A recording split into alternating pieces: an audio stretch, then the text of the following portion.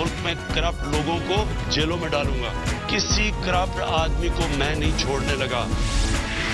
You are selected Prime Minister, तड़ियां देते हैं और धमकियां देते हैं कि हम पूरी ऑपोजिशन को जेलों में मैं भेज दूंगा। You are not a dictator.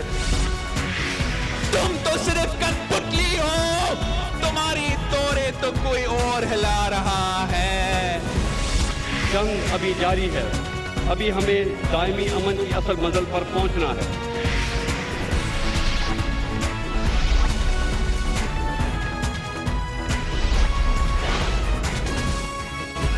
आप देख रहे हैं खबरों, तबसरों और तज्जियात पर मबनी पाकिस्तान का सबसे मोतबर न्यूज शो दुनिया, कामरान खान के साथ। अस्सलाम वालेकुम, मैं हूं कामरान खान। आज आलमी अदालत इंसाफ में कुलभूषण यादव केस का फैसला आ गया है। पाकिस्तान के लिए इस फैसले में तशवीश का कोई सामान नहीं है। भारत को उसके कलीदी मुतालबात के हवाले से कुछ नहीं मिला है, इसीलिए आज पाकिस्तान में इस फैसले पर इत्मीनान की लहर दौड़ गई है। इस हवाले से बात बहुत अहम है कि रॉ का जासूस और भारतीय दहशतगर्द कुलभूषण यादव अब पाकिस्तान में ही कैद रहेगा। पाकिस्तान की फौजी अदालत से कुलभूषण को सजाए मौत का फैसला बरकरार है। आलमी अदालत इंसाफ ने कुलभूषण के लिए कौंसलर रसाई की भारतीय दरख्वास्त को तस्लीम किया है। पाकिस्तान अब देखेगा कि इस दरख्वास्त को तस्लीम किया जाए या ना किया जाए। आलमी अदालत इंसाफ के जज अब्दुल कवी अहमद यूसुफ ने फैसला सुनाते हुए कुलभूषण यादव की बरियत और हवालगी से मुताल्लिक भारतीय दरख्वास्त को मुस्तरद किया और फैसला सुनाया कि कुलभूषण यादव की सजाए मौत को वियना कन्वेंशन की खिलाफ वर्जी तस्वुर नहीं किया जा सकता। अलबत्ता आलमी अदालत इंसाफ ने करार दिया कि भारत ने वियना कन्वेंशन के तहत कुलभूषण यादव तक कौंसलर रसाई मांगी है, इसलिए पाकिस्तान पर लाजिम है कि वह कुलभूषण को भारत को कौंसलर की रसाई दे और अगर हो सके तो कुलभूषण की दी जाने वाली सज़ा पर नज़रसानी करे। और नज़रसानी जो है वह पाकिस्तान की अदालत ही करे और पाकिस्तान की अदालत ही इस सिलसिले में कार्रवाई करे। और ये बहुत अहम बात है कि कौंसलर की रसाई की बात आलमी अदालत इंसाफ ने की है, मगर ये बात बहुत ज़रूरी है कि कुलभूषण यादव न सिर्फ ये कि भारतीय जासूस है बल्कि वो पाकिस्तान में अमलन एक्टिव दहशतगर्दी की सरपरस्ती भी करता रहा है। दहशतगर्द को इस किस्म की काउंसलर एक्सेस दी जाए या ना दी जाए, ये फैसला पाकिस्तान ने करना है। आलमी अदालत इंसाफ के 16 रुकनी बेंच में पाकिस्तान के एडहॉक जज जनाब जस्टिस तसद्दुक़ हुसैन जिलानी ने फैसले पर इख्तलाफी नोट पर लिखा। उनका कहना यह था कि वियना कन्वेंशन जासूसों पर लागू नहीं होता, भारतीय दरख्वास्त ही काबिल समात नहीं है, भारत मुकदमे में नाजायज़ फ़ायदा उठाने का मुर्तकिब हुआ है। इस हवाले से अटॉर्नी जनरल अमर मंसूर खान जो इस हवाले से वियना में मौजूद हैं, उन्होंने आलमी अदालत इंसाफ के बाहर मीडिया से गुफ्तगू की और बताया कि इसमें पाकिस्तान के लिए क्यों इत्मीनान का माहौल है। Pakistan has pointed out in the release just now has clearly stated that the commander Kulbhushan Yadav remains in custody of Pakistan. This is a clear win for Pakistan, and that Pakistan has in fact been very clear from the outset that they will consider the review and reconsideration, which is what the court has categorically stated and said that a review and reconsideration will be given to him when they have said that all actions in review and reconsideration will be considered by a court of law, and that court of law will act in accordance with the provisions contained in the Vienna Convention. So we will have to wait for the court of law to give its judgment. Attorney general Amar Mansoor Khan Vienna में आलमी अदालत इंसाफ के बाहर media से गुफ्तगू कर रहे थे। आज के इस फैसले पर मज़ीद हम बात करते हैं। बैनुल-अक़वामी क़वानीन के माहिर बैरिस्टर तैमूर मलिक हमारे साथ दुबई से मौजूद हैं। बहुत बहुत शुक्रिया बैरिस्टर साहब। ये बताइएगा कि बड़ा दिलचस्प फ़ैसला दिया है आलमी अदालत इंसाफ ने कि एक जानिब पाकिस्तान में इस पर बड़ा इत्मीनान है। अटॉर्नी जनरल अभी आप देख रहे थे पाकिस्तान के इस पर बहुत ही इत्मीनान का इजहार कर रहे थे। जनरली हमारे यहाँ जो भी جو لیگل ایکسپرٹس ہیں وہ کہتے ہیں یہ پاکستان کے لیے اس میں کوئی پریشانی کا ماحول نہیں ہے. دوسری جانب انڈیا کہتا ہے کہ اس کے لیے بھی اس میں اطمینان کا ماحول ہے. In fact prime minister Narendra Modi نے تو اس پہ ٹویٹ بھی کر دی ہے کہ ان کو اتنا اطمینان ہوا ہے اس فیصلے پہ. یہ بڑا اس لحاظ سے کہ ہم کہہ سکتے ہیں کہ بڑا بیلنسڈ فیصلہ دیا ہے انٹرنیشنل کورٹ آف جسٹس نے. کامران صاحب، پہلے تو آپ کو اور پاکستانی قوم کو اس فیصلے پہ مبارک ہو. آپ نے بڑے اچھے طریقے سے اس کی ساری سمری بیان کی ہے. دیکھیں، ہمارے خیال میں کہ انٹرنیشنل کورٹ آف جسٹس نے جوڈیشل ریسٹرینٹ اپنایا ہے اس کیس کے اندر، بجائے کہ انٹرنیشنل جوڈیشل ایکٹیویزم کا روٹ لینے کے. تو جوڈیشل ریسٹرینٹ کے تحت انہوں نے وہ کیا ہے جو ان کو کرنا چاہیے تھا، کہ انہوں نے صرف اس چیز کو دیکھا ہے کہ ان کی جورسڈکشن کتنی تھی. اور یہ ہم شروع سے کہتے آ رہے ہیں کہ یہ معاملہ سارا کاؤنسلر ایکسس سے ریلیٹ کرتا ہے. لیکن افسوسناک بات یہ تھی کہ ہمارے ہمسائے ملک اور ان کے وکیلوں نے اور ان کے خاص طور پہ میڈیا نے اس چیز کو اتنا بڑھایا اور اس کو انہوں نے 3 چیزوں سے منسلک کر دیا کہ وہ ڈھونڈ رہے تھے acquittal, release and return of their national. تو انٹرنیشنل کورٹ آف جسٹس نے بالکل صحیح فیصلہ کرتے ہوئے یہ دیکھا ہے کہ international court of justice in چیزوں کے اوپر تو فیصلہ کر ہی نہیں سکتی، اور اس نے اپنے دائرہ کار کو کاؤنسلر ایکسس کی حد تک محدود کیا. سو انڈینز شاید اس لیے کچھ ہو رہے ہیں کہ آبویسلی کاؤنسلر ایکسس جو ہے وہ گرانٹ کیا گیا ہے. پاکستان میں بہرحال اس لیے خوشی کی لہر ہے کہ ہم یہ ایکسپیکٹ کر رہے تھے کہ یہ تو دیا جائے گا، لیکن ہمیں ڈر یہ تھا کہ کہیں یہ اس چکر کے اندر پاکستان کے ملٹری کورٹس کے بارے میں کوئی نیگیٹو بات نہ کریں، یا ہمیں اس طرح کی کوئی چیز جوڈیشل ایڈونچر نہ کریں، انٹرنیشنل جوڈیشل ایڈونچر، جس کے تحت یہ کہا جائے کہ آپ اس کو ریلیز بھی کریں اور انڈیا کے حوالے بھی کریں. تو اچھا اب رہ گیا کہ جو انڈیا کے ہاتھ آیا ہے کاؤنسلر ایکسس ٹو یادو، پتہ نہیں ہے، ہو سکتا ہے کہ انڈیا شرافت سے اور ایک پیار سے ریکویسٹ کرتا پاکستان سے سفارتی سطح پر کہ ہمیں کاؤنسلر ایکسس دے دے، کیونکہ ہم نے کلبھشن کی فیملی کو تو اس سے ملوا دیا تھا. ہو سکتا ہے ہم ویسے ہی دے دیتے، عالمی عدالت انصاف میں جانے کی ضرورت نہیں. لیکن کیا پاکستان اس حکم کا پابند ہے؟ کیونکہ کلبھشن یادو صرف ایک سپائی نہیں ہے بلکہ وہ ایک دہشت گرد بھی ہے. اس نے دہشت گردوں کی یہاں پہ سرپرستی کی ہے، اس نے دہشت گردی پلان کی ہے، اس نے معصوموں کا قتل کروایا ہے. تو کیا اس کے باوجود اب اس آرڈر کے تحت پاکستان پابند ہے کہ انڈیا کو کاؤنسلر ایکسس دے؟ دیکھیں، ہم ایک بین الاقوامی سطح پہ ایک رسپانسبل ملک کی حیثیت سے ہمیں انٹرنیشنل کورٹ آف جسٹس کے فیصلوں کی قدر ضرور کرنی چاہیے. لیکن ہم ایک سوورن نیشن ہے اور یہ ہم حق رکھتے ہیں کہ ہم خود فیصلہ کریں کہ ہم کس حد تک فیصلے کو مانیں گے. ہمارے اپنے قوانین جو ہیں وہ اس چیز کے اوپر وہ سوورن ہیں اور سب سے بڑھ کر ہیں. سو جہاں تک اس چیز کی بات ہے، یہ بالکل پاکستانی حکومت جو ہے اس کے اوپر فیصلہ کرے گی کہ کس حد تک اس کے اوپر عمل درآمد کرنا چاہیے. لیکن اچھی چیز یہ ہے کہ انہوں نے یہ کہا ہے کہ جو بھی فیصلہ ہوگا وہ پاکستان اپنے ڈومیسٹک قوانین کے مطابق اور اپنے مینز کے تھرو اس کے اوپر ڈیسائیڈ کرے گا. تو یہ بھی کہیں نہیں کہا گیا کہ ریویو اور ریکنسیڈریشن جو ہے اس معاملے کی وہ اس طرح کی جائے یا اس طرح کی جائے، بلکہ یہ سب کچھ ہمارے پہ چھوڑ دیا گیا ہے. اور یہ میرے خیال میں پاکستانی جوڈیشل سسٹم کے اندر بھی ایک کانفیڈنس شو کرتا ہے انٹرنیشنل جوڈیشری کا. تو ہمیں اس چیز کو ضرور ہائی لائٹ کرنا چاہیے. اور یہ ملٹری کورٹ کے بارے میں بھی کوئی بات نہیں. جی، ملٹری کورٹ کے حوالے سے کوئی اس میں ایڈورس بات نہیں ہے. اور اگر ہم ریویو کرنا چاہیں گے تو اس کا کیا پروسیس ہوگا بیرسٹر صاحب؟ ریویو اور ریکنسیڈریشن پہ انہوں نے بات یہاں پہ چھوڑ دی ہے کہ صرف افیکٹو ریویو اینڈ ریکنسیڈریشن ہونی چاہیے. انہوں نے یہ کئی دفعہ لکھا ہے کہ افیکٹو ریویو ہونا چاہیے، لیکن یہ نہیں لکھا کہ کس طرح ہونا چاہیے. اینڈ اگین اس چیز کے اوپر بھی ہماری جیت ہے، بیکاز ہمارے پہ کوئی پابندیاں نہیں لگائی گئیں کہ اس طرح کریں. اس لیے میرے خیال میں تو یہ ہے کہ ہم یہ فیصلہ کریں گے کہ ہمیں کیا ملٹری کورٹ کے تھرو دوبارہ اس کو ریویو اور ریکنسیڈریشن کرنی چاہیے کہ سویلین کورٹس میں جانے کی کوئی ضرورت ہے.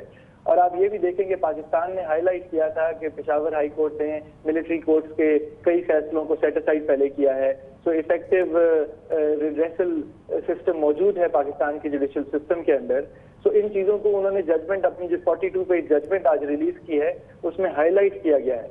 سو بجائے آپ کہیں کہ ایڈورس کے دا فیکٹ کہ they have noted these things اور کوئی نیگیٹو بات نہیں کی. یہ تو بلکہ شو آف کانفیڈنس ہے ان آر پروسیسز. گویا آپ یہ کہہ رہے ہیں بیرسٹر صاحب کہ اگر ریویو فائل کرنا ہے تو آبویسلی وہ ریویو ہوگا کلبھشن کی جانب سے, اور وہ پاکستان کی جو سپیریئر کورٹس ہیں اس میں وہ ریویو فائل کیا جا سکتا ہے ملٹری کورٹ کے فیصلے کے خلاف. کیا میری انڈرسٹینڈنگ صحیح ہے کہ اگر ریویو ہونا ہے تو وہ کلبھشن کی طرف سے ہونا ہے اور پھر وہ متعلقہ ہائی کورٹ میں ہوگا؟ بالکل, ایک حد تک بات آپ کی بالکل ٹھیک ہے کہ یہ کلبھشن کی طرف سے, یادو کی طرف سے ریویو پروسیس انیشیٹ ہونا ہے, لیکن ہمیں اس کے لیے کوئی طریقہ کار اپنانا پڑے گا کہ وہ کس طرح پاسبل ہوگا. انٹرنیشنل کورٹ آف جسٹس نے اپنی ججمنٹ میں یہ ضرور کہا ہے کہ یہ کلیئر نہیں ہے کہ کیا ملٹری کورٹس کی ججمنٹس جو ہیں وہ پاکستانی سویلین ہائی کورٹ اور سپریم کورٹ میں چیلنج یا اپیل ہو سکتی ہیں کہ نہیں. اس پہ کئی معاملات جو ہیں وہ زیر بحث ہیں اس وقت, اور انہوں نے یہ بھی چیز کی ہے کہ پاکستان افیکٹو ریویو پرووائڈ کرے, چاہے اس کے لیے پاکستان کو کنسیڈر کرنا پڑے کہ کیا نئے قوانین یا کسی آرڈر کی ضرورت ہے. سو آئی تھنک ہمارے جو قانونی ادارے ہیں وہ اس سب چیز کو ضرور دیکھیں گے کہ کیا وہ اپیل یا ریڈریسل یا اس کا جو بھی طریقہ ہوگا وہ ہمارے ملٹری کورٹ سسٹم کے تھرو ہی ہونا چاہیے, جو کہ میرے خیال میں شاید ممکن ہے, یا پھر اس کے لیے ہمیں اس اسپیسیفک کیس میں کوئی ایسا طریقہ کار اپنانا چاہیے کہ یہ ٹھیک ہے یہ سویلین کورٹ میں اس معاملے کو دیکھا جائے. بہت بہت شکریہ. بیرسٹر تیمور ملک ہمارے ساتھ موجود تھے. کمرشل بریک لیتے ہیں, اس کے بعد اس آج کے اہم فیصلے پر پاکستان کے لیے جو اس میں اطمینان کا باعث ہے, بھارت کے لیے جو اس میں پریشانی کے معاملات ہیں, اور آج کا فیصلہ اس کے تمام پہلوؤں پر گفتگو کرنے کے لیے ہمیں جوائن کریں گے ویانا سے اٹارنی جنرل آف پاکستان جناب انور منصور خان. ایک چھوٹے سے وقفے کے بعد واپس آتے ہیں.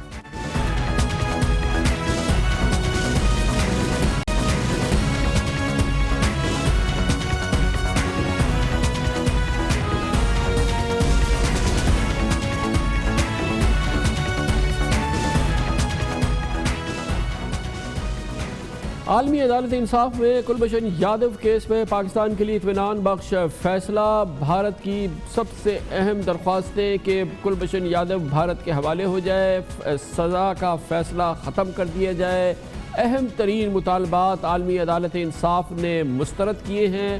پاکستان کے لیے ہر لحاظ سے ایک بہتر صورتحال پیدا ہوئی ہے. بھارتی جاسوس دہشت گرد پاکستان میں ہی رہے گا, اور اسی حوالے سے اب اگلے اقدامات پاکستان کو کرنے ہیں. عالمی عدالت انصاف نے یقیناً پاکستان سے کہا ہے کہ کاؤنسلر ایکسس کلبھشن یادو کے حوالے سے بھارت کو فراہم کی جائے. ان تمام موضوعات میں بات کرنے کے لیے اب ہم جائیں گے ویانا, جہاں پہ موجود ہے پاکستان کا کیس بہت اسٹرانگلی پلیڈ کیا ہے ہمارے اٹارنی جنرل آف پاکستان جناب انور منصور خان. بہت بہت شکریہ انور منصور صاحب. آپ فرمائیے گا کہ ہم یہ کہہ رہے ہیں کہ بڑا اطمینان بخش فیصلہ ہے, ہر لحاظ سے یہ اطمینان بخش فیصلہ ہے ہمارے لیے. شکریہ کامران. بالکل آپ کا جو انٹرو تھا بالکل صحیح تھا اور بہت اطمینان بخش فیصلہ ہے. بیسیکلی انہوں نے یہ کہا ہے کہ آپ اس کا ریویو اینڈ ریکنسیڈریشن کریں گے. یہ وہ چیز ہے جو ہم نے پلی لی تھی. ہم نے کیٹیگوریکلی کہا تھا کہ جی پاکستان جو ہے اس کے قوانین جو ہیں وہ ایسے ہیں جو کہ فنڈامنٹل رائٹ ہر شخص کا پروٹیکٹ کرتے ہیں, چاہے وہ سٹیزن ہو یا نہ ہو. اور ہم نے یہ بھی کہا تھا کہ کانسٹیٹیوشن کے حساب سے وہ ریویو کے لیے آرٹیکل 199 کے تحت فائل کر سکتا ہے, اور ہائی کورٹس کے پاس یہ اتھارٹی آف پاور ہے کہ وہ اس پہ ریویو اینڈ ریکنسیڈریشن کرتی. کورٹ نے میرے اس بیان کو بڑے واضح طور پر اپنے ججمنٹ میں لکھا ہے, اور اس بیان کو کیٹیگوریکلی انہوں نے ایکسیپٹ کیا ہے کہ پاکستان کے جو ادارے ہیں, جو جوڈیشل سسٹم ہے, وہ ایسا ہے کہ جس کے اندر کہ یہ کنسیڈریشن ہو سکتی ہے. اس سلسلے میں جو امپورٹنٹ بات کی ہے انہوں نے وہ یہ کی ہے کہ جو ججمنٹ آیا ہے ملٹری کورٹ کا یا اس کی اپیل جو آئی تھی وہ انہوں نے سیٹ اسائیڈ نہیں کی ہے, اور انہوں نے یہ کہا ہے کہ اس کی کنٹینیوٹی کے اندر جو قوانین ہیں ان کے حساب سے according to the laws of Pakistan یا ان کی چوائس کے حساب سے یہ چیز یہ کی جا سکتی ہے. اس کا مطلب پاکستان کا اختیار جو ہے, اس کی چوائس جو ہے وہ برقرار رکھی ہے, اور ریویو اینڈ ریکنسیڈریشن جو ہے وہ انہوں نے کہا ہے کہ اس کو آپ کریں گے.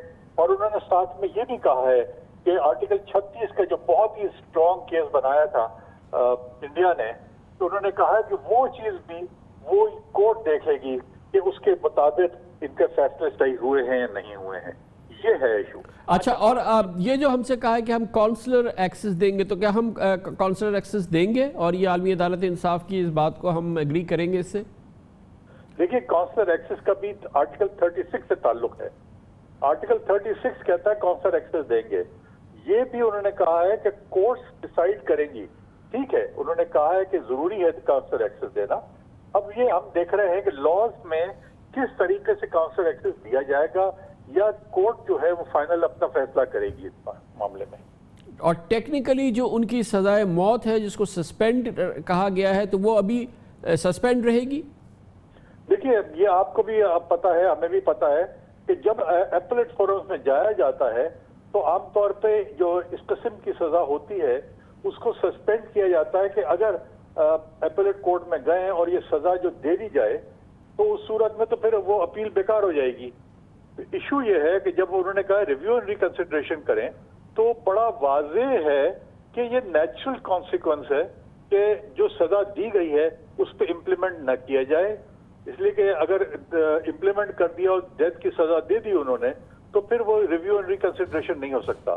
تو بالکل اسٹے کنٹینیو کرے گا اور کنٹینیو کر کے جو بھی فیصلہ کرے گی کورٹ اس پہ عمل درآمد ہوگا. اور اب اگر ریویو ہے تو وہ اس کی اپیل جو ہے وہ کلبھشن یادو کو کرنی ہوگی، اور پاکستان کے قوانین کے لحاظ سے اس کا فورم جو ہے وہ متعلقہ ہائی کورٹ ہے. تو انہوں نے ان کا وکیل جو ہوگا اگر وہ نظر ثانی کی درخواست دینا چاہیں تو وہ متعلقہ ہائی کورٹ میں دے گی اور پھر ہائی کورٹ قوانین کے لحاظ سے اس کیس کی سماعت کرے گی. ایسے ہی ہوگا؟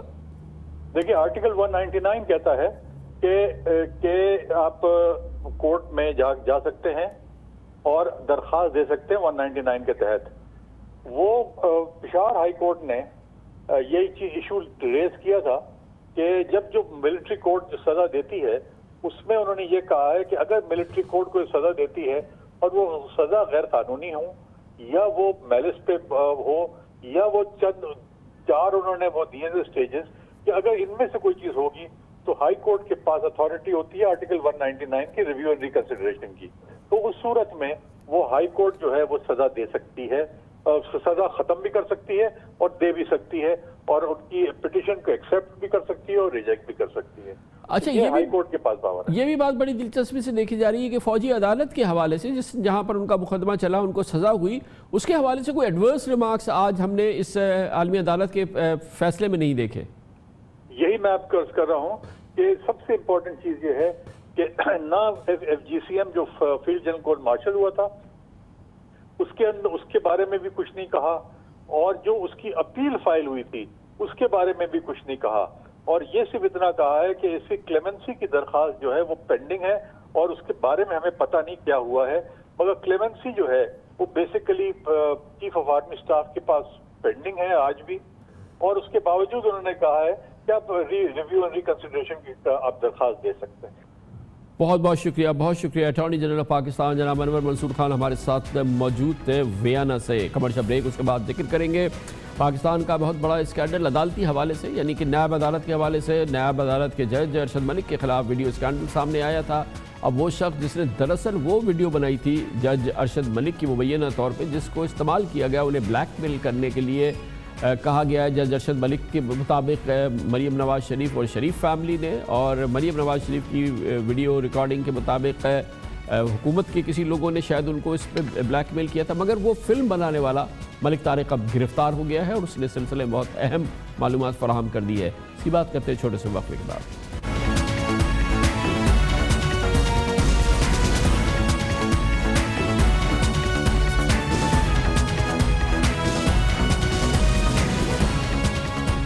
اسلام آباد کی احتساب عدالت کے جج ارشد ملک، جنہوں نے جناب نواز شریف کو پاناما کیس میں سزا سنائی تھی، ایک کیس میں بری کر دیا گیا تھا. اب ان کے حوالے سے جو سنسنی خیز ویڈیو اسکینڈل سامنے آیا تھا اس میں بہت ہی ڈرامائی موڑ آ چکا ہے. ابتدائی طور پہ یہ ویڈیو اسکینڈل اس وقت سامنے آیا تھا جب مریم نواز شریف نے پاکستان مسلم لیگ نون کی لیڈرشپ کے ساتھ ان کی खुफिया वीडियोस जारी की थी, जिसमें मुय्यना तौर पर लगा था कि एहतसाब अदालत के जज अरशद मलिक इस बात का इतराफ़ कर रहे हैं कि उन्हें हुकूमत से मुंसलिक लोगों ने ब्लैकमेल किया था और उस ब्लैकमेल के ज़रिए उनसे जनाब नवाज शरीफ के ख़िलाफ़ सज़ा दिलवाई गई थी। और उसके साथ ही उस वीडियो में ये बात सामने आई थी कि जज अरशद मलिक को कोई उनकी ज़ाती गैर अखलाकी वीडियो दिखा के ब्लैकमेल किया गया था। गोया कि एक इस किस्म की वीडियो का इतराफ़ हुआ था। उस वीडियो इतराफ़ में जो जनाब अरशद मलिक का मरियम नवाज़ ने जारी किया था, इसके 2 रोज़ बाद अरशद मलिक ने अपना एक बयान जारी किया था, जिसमें उन्होंने इतराफ़ किया था कि वो ब्लैकमेल तो ज़रूर हुए हैं और उसी वीडियो की वजह से हुए हैं, मगर दरअसल उस वीडियो की बुनियाद पर उन्हें ब्लैकमेल पाकिस्तान मुस्लिम लीग नून की लीडरशिप ने किया है और उसमें उन्होंने पाकिस्तान मुस्लिम लीग नून के अहम रहनुमाओं से अपनी मुलाकात का भी एतराफ़ किया और उसमें उनका कहना यह था, उनका इल्ज़ाम यह था कि उस वीडियो की बुनियाद पर वो मुसलसल मुस्लिम लीग नून की लीडरशिप के हाथों ब्लैकमेल होते रहे हैं। इस डेवलपमेंट के बाद अब ये कहा जा रहा था कि इस वीडियो की बुनियाद पर दरअसल PMLN की लीडरशिप ने जनाब जज अरशद मलिक को ब्लैकमेल किया और जज को ब्लैकमेल करना, धौंस धमकी देना, इस हवाले से कवानीन बहुत सख्त है और हमारी इत्तलात के मुताबिक इस हवाले से अब कोई केसेस जो है वो रजिस्टर्ड होने जा रहे हैं पाकिस्तान मुस्लिम लीग नून की लीडरशिप के हवाले से।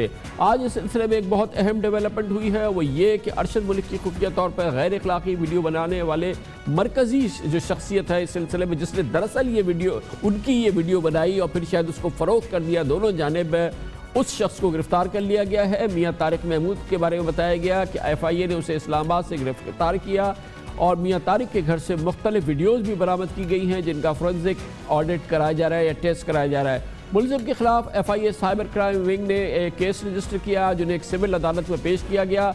अदालत ने मुलज़िम को 2 रोज़ा जिस्मानी रिमांड पर FIA के हवाले कर दिया है। समाअत के दौरान आज जो सिविल जज थी उन्होंने मुलज़िम मियाँ तारिक से इस्तफसार किया कि आप कुछ कहना चाहेंगे। मियाँ तारिक ने बताया कि मुझे गिरफ्तार करने के बाद बड़ा तशद्दुद किया गया है, मारपीट की वजह से मेरी हड्डियाँ तोड़ दी गई हैं। इस पर अदालत ने हुक्म दिया कि तफ्तीशी अफसर मुलज़िम की 19 जुलाई को एक मेडिकल रिपोर्ट पेश करें। मियाँ तारिक की वजह शोहरत की बताई जा रही है कि वो मुख्तलिफ शख्सियात और सरकारी ऑफिसर्स के साथ डीलिंग करने का एक वो माहिर है। मियाँ तारिक ने ही जज साहब की गैर अखलाकी वीडियो जो नासिर भट्ट था, जिनके बारे में बताया गया कि उसके नवाज शरीफ ख़ानदान से ताल्लुक़ात थे, उसे मुँह मांगो दामे फ़रोग़ की 1 करोड़ 10 लाख रुपए की बताया गया कि कीमत अदा की गई थी। मियाँ तारिक की जानिब से खुफिया तौर पर बनाई गई गैर अखलाकी वीडियोज़ के बारे में एहतसाब अदालत के जज अरशद मलिक अपने बयान हल्फी के पैरा नंबर 4 में तस्करा कर चुके हैं। जज साहब ने दावा किया था कि मुल्तान में 2000 से 2003 के दौरान बतौर एडिशनल सेशन जज उनकी ये वीडियो बनाई गई थी और उनके बेटे ने साजबाज करके, मियाँ तारिक के बेटे ने उनकी ये वीडियो बनाई थी और साजबाज करके उनकी गैर अखलाकी वीडियो जो थी वो फिर उनको ब्लैकमेलिंग करने के लिए इस्तेमाल की गई। इस ड्रामाई मोड और अब तारिक मलिक की गिरफ्तारी, इस हवाले से हम बात करते हैं। इस्लामाबाद में हमारे सीनियर कॉरेस्पॉन्डेंट कमरुल मुनव्वर मौजूद हैं। बहुत बहुत शुक्रिया कमरुल मुनव्वर साहब। ये बताइएगा कि तारिक मलिक का गिरफ्तार होना और उसके बाद उसका अदालत में आज ये कहना है कि उस पर बड़ा तशद्दुद किया गया है, क्या इस हवाले से वो क्या कहना चाह रहा है कि और कुछ इशारा सामने आया है कि वो उसने अपने बयानात में क्या बताया है कि वो ब्लैकमेलिंग तो वो करता था मगर वो किसके लिए काम कर रहा था?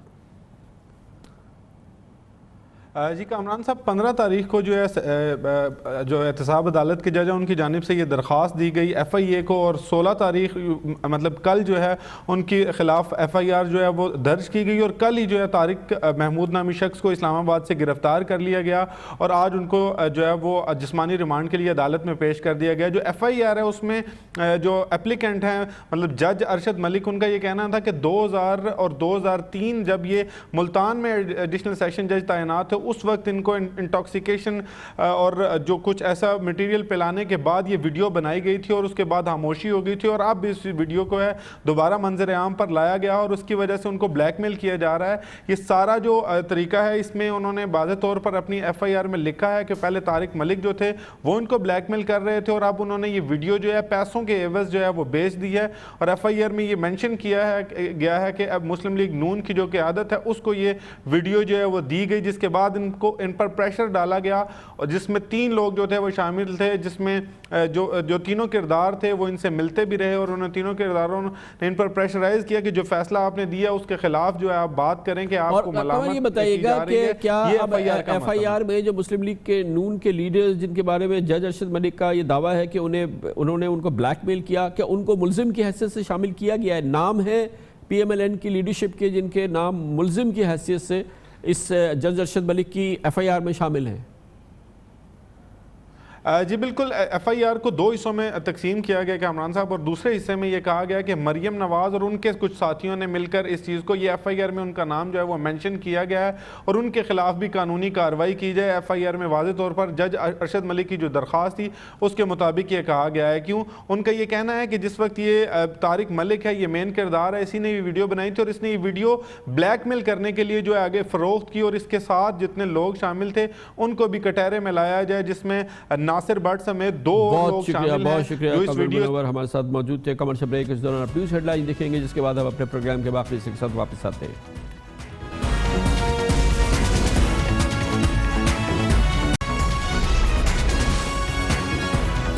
آپ دیکھ رہے ہیں خبروں، تبصروں اور تجزیات پر مبنی پاکستان کا سب سے معتبر نیوز شو دنیا، کامران خان کے ساتھ۔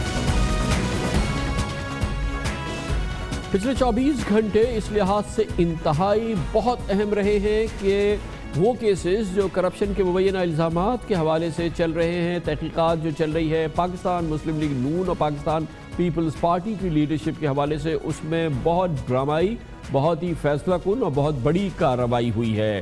دونوں لیڈرشپ کے خلاف بہت بڑے ایکشن ہوئے ہیں ان اثاثوں کے حوالے سے جو ان لیڈرشپ کے پاس موجود ہے۔ میرے خیال میں سب سے بڑا ایکشن ہوا ہے پاکستان پیپلز پارٹی کی لیڈرشپ جناب آصف علی زرداری کے حوالے سے، اومنی گروپ کے حوالے سے، ان کے اثاثوں کے حوالے سے جو کہ سندھ میں موجود تھے، جن میں شوگر ملز ہیں، ایک سیمنٹ مل ہے، پلاٹس ہیں، جائیدادیں ہیں جن کی محتاط اندازے کے مطابق کوئی مالیت تقریباً 200-300 ارب روپے ہو سکتی ہے، ان سب کو اٹیچ کر لیا گیا ہے۔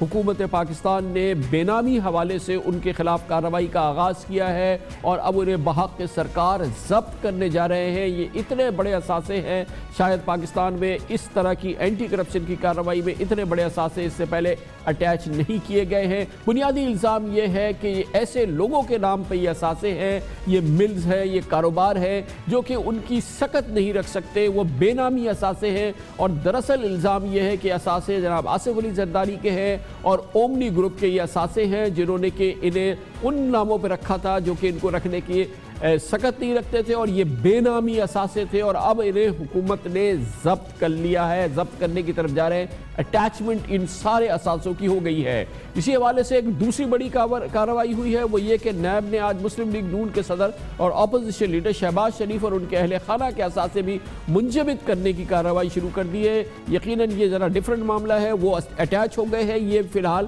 فریز ہوئے ہیں، اور اس کا مطلب یہ ہے کہ اثاثے خرید فروخت نہیں کی جا سکتے۔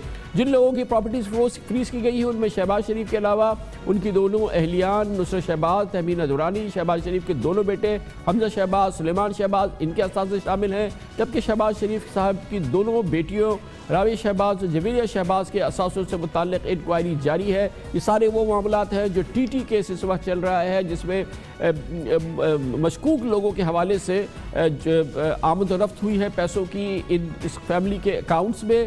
شہباز شریف کے خلاف بڑے پیمانے پر یہ جو ٹی ٹی کے ذریعے مبینہ منی لانڈرنگ ہوئی ہے اس کے شواہد نیب کہتے ہیں اس کے پاس موجود ہیں، جن سے ثابت ہوتا ہے کہ حمزہ شہباز، سلیمان شہباز، شہباز شریف صاحب کی اہلیان اور بیٹیوں نے 95% اثاثے دراصل ان مشکوک ٹی ٹی او کے ذریعے بنائے گئے ہیں، اور جس کو بنیاد بنا کے نیب نے آمدن سے زائد اثاثوں اور منی لانڈرنگ کیسز میں اب ان اثاثوں کو منجمد کر لیا ہے اور ان کی خرید و فروخت پر پابندی لگا دی ہے۔ بہت بڑی کارروائی ہے جو پاکستان پیپلز پارٹی یعنی کہ جناب آصف علی زرداری اور شہباز شریف خاندان کے حوالے سے ہوئی ہے۔ اس پر مزید اس کی معلومات حاصل کرتے ہیں، ہمارے ساتھ موجود ہیں وزیر اعظم کے معاون خصوصی برائے یہ جو اینٹی کرپشن کے معاملات چل رہے ہیں اور اثاثے ضبط کرنے کی کارروائی چل رہی ہے، بیرسٹر شہزاد اکبر اسلام آباد میں ہمارے ساتھ موجود ہے۔ بہت بہت شکریہ بیرسٹر صاحب۔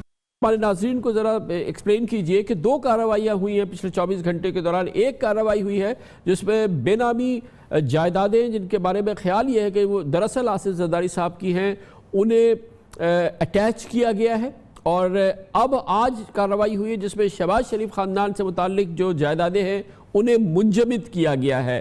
24 گھنٹے کے اندر یہ بہت بڑے 2 ایکشن ہوئے ہیں، ان میں فرق بتائیے۔ دیکھیں 2 طرح کے معاملات ہیں۔ ایک ایشو تو وہ ہے جس کے اندر اٹیچمنٹ ہے جو کہ بے نامی لاء کے تحت ہے، جو پراپرٹیز کسی عام شخص کے نام ہیں، ایک شوگر مل ہے وہ ایک ڈرائیور کے، ایک چوکیدار کے نام ہے، وہ بے نامی قانون کے تحت ضبط ہو جاتی ہے اور اس کو عمل درآمد دیا گیا ہے۔ وہ جو ان کے ٹھٹا سیمنٹ، شوگر ملز اور جس طرح کی جتنی کمپنیز تھی، بے نامی پراپرٹیز تھی، وہ ساری اٹیچ کر دی گئی ہیں، اور اب 60 دن کے اندر بار ثبوت جو ہے وہ ان بے نامی لوگوں کے اوپر ہے کہ انہوں نے ایڈجوڈیکیٹنگ اتھارٹی جو FBR کے پاس بنی ہوئی ہے وہاں یہ ثابت کرنا ہے کہ یہ ان کی ہیں، کسی اور کی نہیں ہیں۔ اور اگر یہ پتہ چل جاتا ہے اور ثابت ہو جاتا ہے کہ بے نامی ہیں، جو بظاہر تمام ثبوت موجود ہیں، تو وہ بحق سرکار ضبط ہو جائیں گی، جو بے نامی کا 2017 کا قانون ہے اور جس میں رولز 2019 میں بنے ہیں۔ دوسری کارروائی جو آج نیب کی جانب سے ہوئی ہے وہ شہباز شریف صاحب کی فیملی کے جو TT والا مقدمے کے بارے میں سنا ہوگا آپ نے، اس میں جتنے بھی ایسٹس ڈائریکٹلی ایکوائر کیے گئے ہیں ان TT ٹرانزیکشن سے، وہ چونکہ پروسیڈ آف کرائم ہیں، ایک جرم کے نتیجے میں، منی لانڈرنگ کے جرم کے نتیجے میں بنائے گئے ہیں، اس لیے اکاؤنٹیبلٹی آرڈیننس کے سیکشن 23 کے تحت انہیں کوشن کر دیا گیا ہے، فریز منجمد کر دیا گیا ہے کہ وہ نہ اس کو بیچ سکتے ہیں نہ اس کو کسی کو ٹرانسفر کر سکتے ہیں۔ اور ان دا مین وائل اب اس کے بعد نیکسٹ سٹیپ جو اس پراپرٹی کے متعلق ہوگا وہ فریزنگ اور پھر جو اس کی کنفسکیشن ہوتی ہے وہ ٹرائل کا فیصلہ آنے کے بعد ہوتا ہے۔ لیکن یہ اقدام جو ہے قانون کے مطابق لاء انفورسمنٹ کو دیا گیا ہے کہ وہ اس چیز کو ڈسپوز آف کرنے سے روک سکیں، اور یہ اس لیے بھی لازم ہے کہ جب پاناما کا کیس آیا تھا تو ہم نے دیکھا ہے ہسٹوریکلی کہ حسن حسین نے اپنی تمام شیئر ہولڈنگز، اپنے جو جتنے بھی ان کے بزنسز تھے یہاں تھے، ان کو منتقل کر دیا دوسرے لوگوں کے نام۔ تو نوئنگ ویری ویل کہ آگے کیا ہونے والا ہے، انہوں نے اپنا چیز ٹرانسفر کر دی، تو یہ اس کے حفظ مقدم کے طور پہ منجمد کر دیا گیا ہے، روک دیا گیا ہے تاکہ یہ اس کو ڈسپوز آف نہ کر سکیں۔ لیکن اچھا یہ فرمائیے گا کہ جو زرداری صاحب کے حوالے سے معاملات ہیں وہاں آپ کی تحقیقات یہ کہتی ہے کہ یہ دراصل جو ایسٹس اٹیچ کیے گئے ہیں وہ یا تو زرداری صاحب کے ہیں یا اومنی گروپ کے ہیں، لیکن ان میں سے کوئی جائیداد بھی اثاثہ جو ہے وہ ان لوگوں کے نام پہ نہیں ہے، اور اب جو ہے وہ جن لوگوں کے نام پر ہے انہیں ثابت کرنا ہے کہ ان کی سکت تھی کہ انہوں نے اپنی جائز آمدنی سے یہ اثاثے بنائے ہیں۔ ذرا ان اثاثوں کا تھوڑا سا احوال دے دیجئے، اور کیا یہ میری سمجھ صحیح ہے کہ اب یہ بڑی دلچسپ صورتحال ہو گئی ہے؟ جی یہ دیکھیے یہ تقریباً 32 کے قریب کمپنیز ہیں جس میں کیپٹل انویسٹمنٹ کی کمپنیز ہیں، شیئر ہولڈرز ہیں، شوگر وہ کمپنیز ہیں جو شوگر ملز اون کرتی ہیں، سیمنٹ فیکٹری اون کرتی ہیں، ڈسٹلری اون کرتی ہیں، مختلف کنسٹرکشن کے بزنسز ہیں۔ اب یہ جو کمپنیز جس طرح سے انکارپوریٹ ہوتی ہیں اس کے جو شیئر ہولڈرز اور ڈائریکٹرز ہیں وہ کوئی ان کا اپنا ذاتی ملازم ہے، کوئی چوکیدار ہے، کوئی 70,000 پہ ملازم ہے، اس کو قانون کی زبان میں بے نامی کہا جاتا ہے۔ پہلے ہمارے قانون میں یہ حکم تھا کہ اس طرح کی کوئی پروویژن موجود نہیں تھی بے نامی قانون کے تحت، جہاں پہ جو بے نامی پراپرٹی رکھی گئی ہے، ایک شخص جو اسی کمپنی کے اندر 70,000 پہ ملازم ہے وہ اس کا 25% کا یا 50% کا شیئر ہولڈر بھی ہے، تو یہ چیز تو ایک بڑا سیدھا ایک فراڈ کا اور ایک اپنا پیسہ چھپانے کا طریقہ تھا جو یہاں پہ دہائیوں سے رائج تھا۔ یہ قانون بننے اور اس کے رولز بننے کے بعد لاء انفورسمنٹ کے لیے معاملہ بڑا سیدھا ہو گیا ہے۔ جو پراپرٹیز آپ کو پتہ ہیں وہ بے نامی ہیں، کسی ایک ایسے شخص کے نام ہیں جو کسی طرح بھی یہ ثابت نہیں کر سکتا، یہ اس کو جسٹیفائی نہیں کر سکتا کہ میں 75,000 کا ملازم ہوں اور میری 50 کروڑ کی یا 50 ارب روپے کی ایک فیکٹری ہے، تو وہ بے نامی تصور کی جاتی ہے قانون کی زبان میں، اور اب بار ثبوت اس بے نامی دار کے اوپر ہے کہ وہ یہ ثابت کرے کہ نہیں میں 75,000 تنخواہ لینے کے باوجود اتنے قابل تھا کہ میں 50 ارب کی فیکٹری کا مالک ہوں، تب وہ ریلیز ہو سکتی ہے، ورنہ وہ بحق سرکار ضبط ہو کے اس کو ڈسپوز آف کر دیا جائے گا اور پیسہ قومی خزانے میں جمع کرا دیا جائے گا۔ بار صاحب یہ بہت ہی انٹرسٹنگ سچویشن ہے، مطلب یہ جتنے بھی اربہ روپے کی زمینیں ہیں، یہ کاروبار ہے، یہ فیکٹریز ہیں، اس میں کہیں پر بھی زرداری صاحب اس کو اون نہیں کر رہے، AG مجید اون نہیں کر رہا، انور مجید اون نہیں کر رہا، نمر مصطفیٰ کوئی اس کو اون نہیں کر رہا. یہ تو ویسے ہی کہہ رہے ہیں کہ ہمارے نہیں ہے. یہی سچویشن ہے, اور جو لوگ کہہ رہے ہیں کہ ہمارے ہیں ان کی سکت ہی نہیں ہے. دیکھیں یہ بالکل یہی سچویشن ہے, کیونکہ دیکھیے اگر آپ کو یاد ہو ایک بڑا مشہور انٹرویو زرداری صاحب نے دیا تھا اور کہا تھا کہ یہ جو بے نامی اکاؤنٹس ہیں اور جو کمپنیز ہیں, یہاں پہ پروسیکیوشن کو ثابت کرنا پڑے گا کہ میں نے ان کے اکاؤنٹس کھلوائے, میں ان کو لے کے گیا اور میں نے وہاں دستخط ان سے کروائے, تو پھر اس کے بعد ہوگا. یہ وہ بڑے بھول پنے میں تھے, قوانین بڑے اس طرح کے بن چکے ہیں, صرف ان پہ عمل درآمد کرنے کی ضرورت ہے. ہماری حکومت نے عمل درآمد کیا, تو وہ جو اصل چیز تو یہ ہے کہ سب سے پہلے اگر مثال کے طور پہ کہیں چوری ہوتی ہے تو آپ چوری کا مال برآمد کریں. تو یہ تو بیسیکلی وہ پہلا سٹیپ ہے کہ آپ وہ جو مال چوری کیا گیا, جو چوری کر کے نام پر کسی اور کے رکھا گیا, آپ اس کو تو فریز کر دیجئے, کیونکہ اس کے بعد ہی معاملات آگے بڑھیں گے.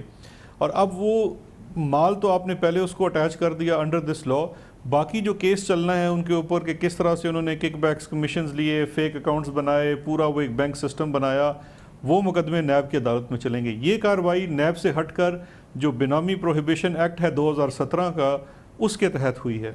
اور یہ ایک بار if you can just walk through, کیونکہ یہ بہت, اس کا جو سائز ہے یہ بہت بڑا ہے, کیونکہ یہ ہم جب بات کر رہے ہیں تو یہ دسیوں اربوں روپے کی بات کر رہے ہیں میرے خیال میں. یہ جو پراپرٹی جس کو وہ کہتے ہیں ہماری نہیں ہے, اے جی مجید کہتا ہے ہماری نہیں ہے, اور جو بے نامیاں ہیں اور جو کہ اب قبضے میں آ گئی حکومت کے.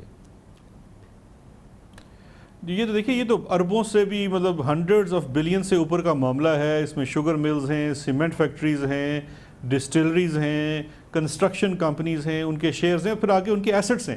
مثال کے طور پہ اگر ایک کمپنی کی بیلنس شیٹ میں کوئی پیسہ نہیں ہے لیکن اس کمپنی کے ایسٹس بھی ہیں, پراپرٹیز ہیں, اس کے اندر کراچی کی بڑی پرائم پراپرٹیز شامل ہیں, تو وہ جب تمام چیزیں فریز ہوتی ہیں تو وہ اب بھاگ کے سرکار ضبط ہو جائیں گی اور پیسہ قومی خزانے میں جائے گا. اور یہ وہ سب سے بڑا جرائم والے پیشہ جو لوگ ہیں ان کے اوپر سب سے بڑا یہ ڈینٹ ہوگا کہ اصل میں اب آپ کا پیسہ چھینا جائے گا. کیسز تو آپ چلیں گے کیونکہ آپ ڈیلیز کر لیتے ہیں, کیسز کو آپ بڑا دیر لٹکا سکتے ہیں, بٹ سب سے پہلے ضروری چیز ہے جو مال مسروقہ جسے ہم اپنے کرمنل لا کی زبان میں کہتے ہیں, اس کی برآمدگی پہلے ہو گئی ہے, اور اس کے بعد اب جو ملزم ہے اس کو مجرم بنانے تک کا عمل جاری ہوگا. اس لحاظ سے اتنی مشکل صورتحال میں شہباز شریف فیملی نہیں ہے, کیونکہ وہ اس کو اون کرتے ان کے نام پر ہے. ابھی تو فی الحال نیب نے ایکشن کرتے ہوئے اپنے لاز کے تحت اس کو فریز کیا ہے, اس کو بیچ نہیں سکتے یا نہیں کر سکتے. مگر یہاں کا کیس تو بالکل ڈیفرنٹ ہے. شہباز شریف فیملی کا آپ کے پاس اتنی ڈارک ہول کے اندر وہ فیملی نظر نہیں آتی اس معاملے میں. دیکھیے اس میں بھی نیب کی پروویژنز, ابھی تو یہ سیکشن 23 کی ہے, اس کے بعد سیکشن 12 ہے نیب کا جس کے تحت ان کی پراپرٹیز فریز بھی کی جا سکتی ہیں, وہاں ریسیور مقرر کیے جا سکتے ہیں جو ان کو اس کا کوئی ایسٹ اور پروفٹ نہ لینے دیں تا وقتے کے کیسز کا فیصلہ نہ ہو جائے.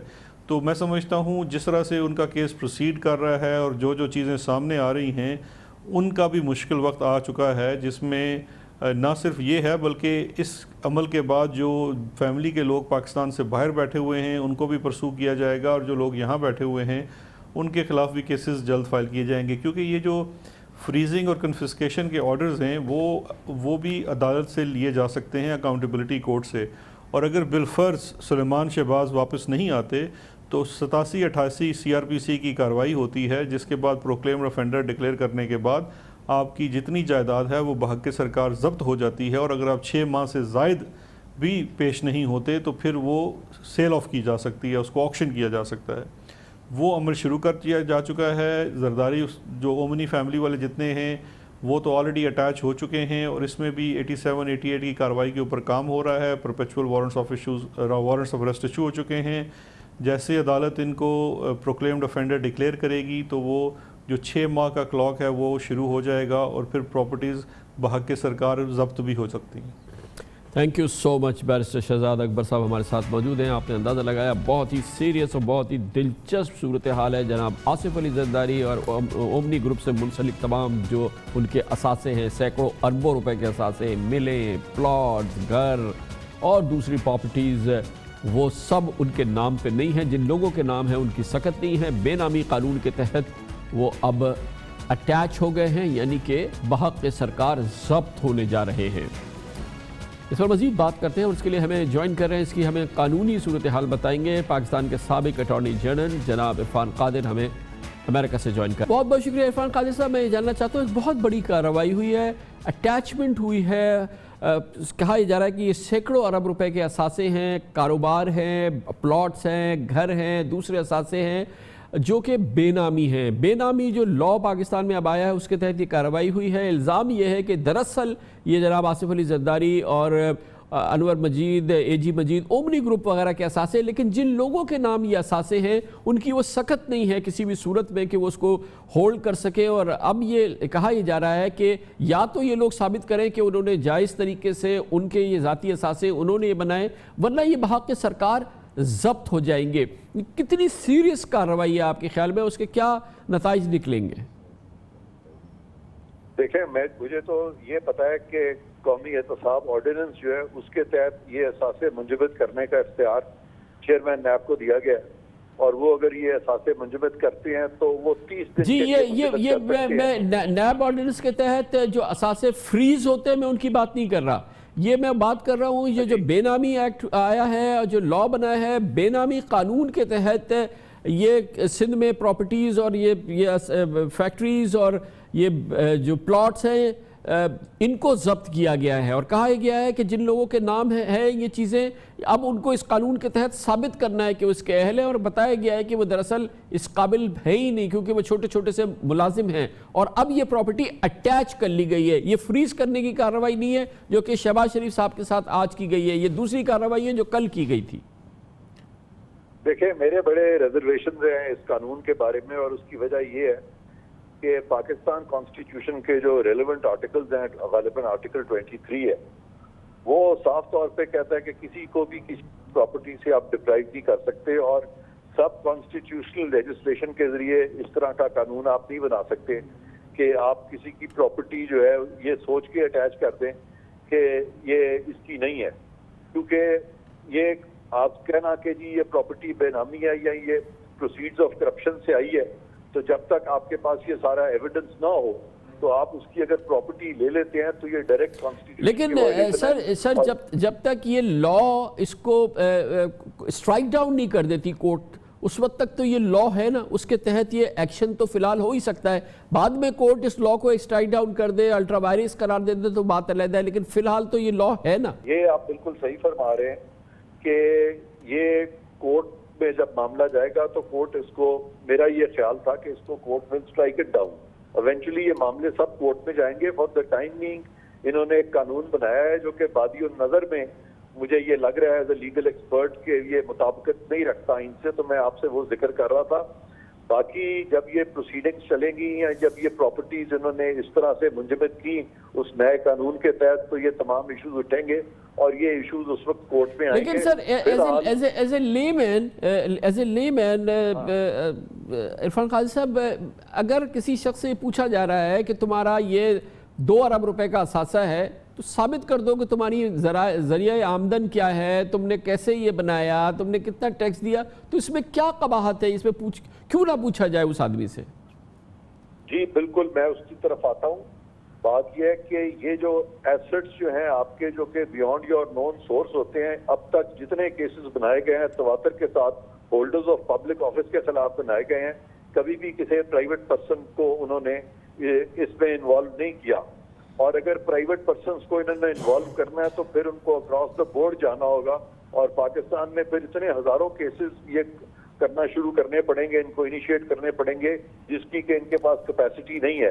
اور آرٹیکل 25 جو کانسٹیٹیوشن کا ہے اس کے تحت law is to be applied equally to all, اور یہ نہیں ہے کہ آپ پک اینڈ چوز کر کے چند لوگوں کو اپلائی کر دیں اور باقی۔ اچھا، اور یہ جو دوسرا معاملہ ہے عرفان قاضی صاحب جس میں فریز کیے گئے ہیں، آج نیب نے اپنے لاز کے تحت فریز کیے ہیں آج شہباز شریف فیملی کے ایسٹس، اس کا وے ڈاؤن کیا ہے، وے فارورڈ کیا ہوتا ہے ان معاملے کا؟ فریزنگ جو ہے یہ کتنی امپورٹنٹ چیز ہے؟ جی یہ سیکشن 12 ہے قومی احتساب آرڈیننس کا 99 کا، اور اس کے تحت چیئرمین نیب کو اختیار دیا گیا ہے کہ وہ 30 دن کے لیے کوئی بھی ایسٹس جو ہیں موویبل یا اموویبل ان کو وہ فریز کر سکتے ہیں، لیکن 30 دن کے بعد ان کو اکاؤنٹیبلٹی کورٹ کا اکاؤنٹیبلٹی کورٹ کا آرڈر لینا پڑتا ہے، اور اگر اکاؤنٹیبلٹی کورٹ اس میں آرڈر نہیں کرتا تو وہ جو چیئرمین نیب کے احکامات ہیں وہ 30 دن کے بعد ختم ہو جاتے ہیں۔ لیکن اگر اکاؤنٹیبلٹی کورٹ چاہے تو جب تک کوئی ریفرنس چلتا ہے یا اپیل چلتی ہے تو تب تک یہ فروزن ہی رہیں گے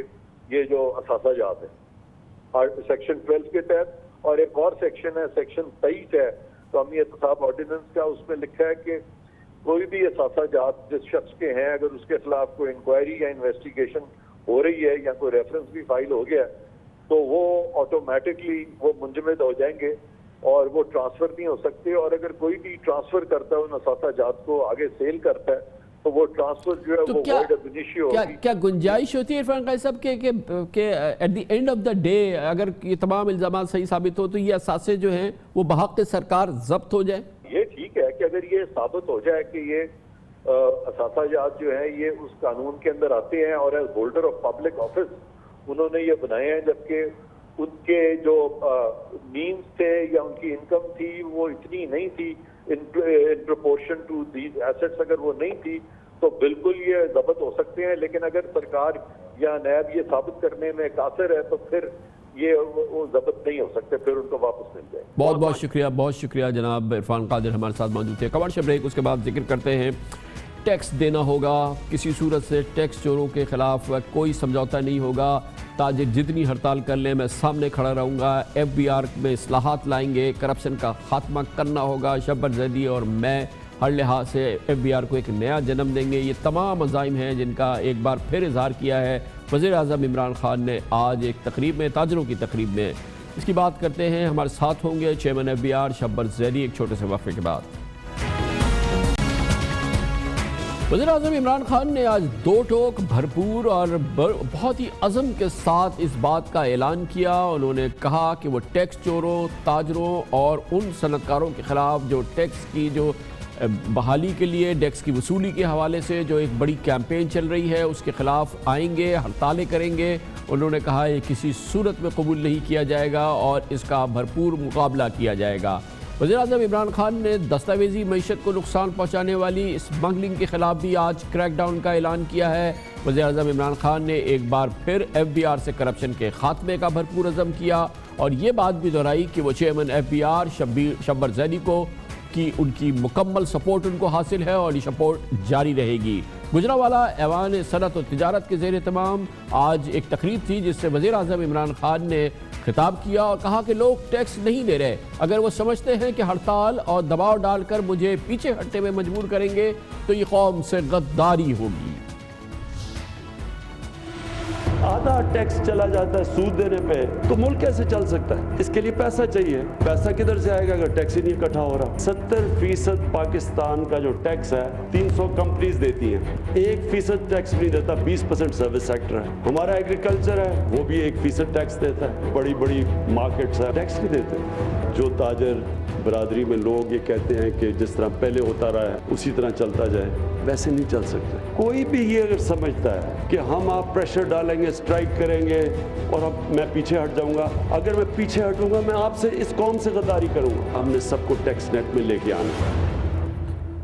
आज इस तकरीब में वज़ीर आज़म इमरान खान ने एक बार फिर दो टोक अपने इस अज़म का ऐलान किया और ख़ास तौर पे आज सुबह अखबार में छपने वाली किसी खबर के हवाले से उन्होंने इस तासुर को 100% रद्द किया कि चेयरमैन FBR के हवाले से कोई तब्दीली वो करने जा रहे हैं। उन्होंने शब्बर जैदी की कारकर्दगी को ज़बरदस्त सराहा और कहा कि वो शब्बर जैदी के साथ मिलकर FBR को में इस्लाहात कर रहे हैं, एक नया जन्म दे रहे हैं और उन्होंने इस अज़म को दोबारा दोहराया कि अगले साल हम 5,500 अरब रुपए टैक्स जमा करके दिखाएंगे। एक बड़ी डिमांड आ रही है कि नहीं जी हमने हमारे से पैसे ले लें, हमारे से फिक्स टैक्स ले लें, लेकिन हमें टैक्स नेट में ना डालें।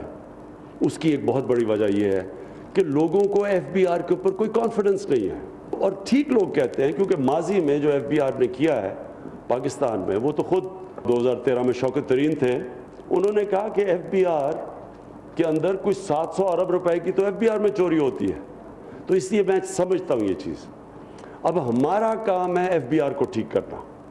हमने शब्बर जैदी को बाहर से लेके आए हैं, पूरी आपकी मैं ये अभी आज कह दूं कि पूरी तरह तैयारी हो रही है FBR की रिफॉर्म्स के अंदर पूरी। अब हमने 5,500 अरब हमने रुपया इकट्ठा करना है अगले साल के लिए, वो मैं खुद अब शब्बर जैदी के साथ मिलके FBR की रिफॉर्म्स में भी और इंशाल्लाह मैं खुद देखूंगा इसको। एक बार फिर वज़ीर आज़म इमरान खान का कहना था कि वो और शब्बर जैदी अब टैक्स निज़ाम की इस्लाहात करेंगे, FBR को एक नया जन्म देंगे آج بہت اہم معاملہ پاکستان کی معیشت کے حوالے سے، اسمگلنگ کے حوالے سے بھی وزیر اعظم عمران خان نے کہا کہ اس ناسور سے نمٹنے کی ضرورت ہے اور اس کے لیے ایکشن لیا جائے گا۔ انہوں نے کہا کہ تاجروں کا ایک طبقہ اسمگلنگ کا مال بیچ کر خود پیسہ بنا رہا ہے، ملک کو نقصان پہنچا رہا ہے۔ انہوں نے واضح طور پہ کہا کہ افغان بارڈر سے اسمگلنگ کی مکمل روک تھام کے لیے army chief general Qamar Javed Bajwa سے بھی مشاورت ہوئی ہے اور اب ایک ہمہ جہتی قومی ایکشن ہوگا اسمگلنگ کے خلاف۔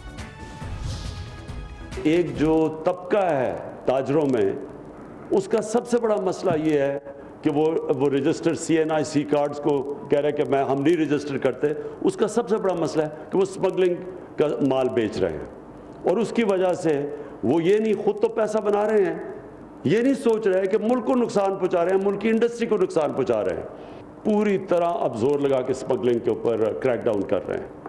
ساری سیکیورٹی ایجنسیز کے ساتھ ہم نے ملاقات کی ہے۔ پاکستانی جنرل باجوہ کو میں نے دعوت دی، وہ بھی آ کے بیٹھے کیونکہ بارڈرز کے اوپر کئی جگہ فوج ہے۔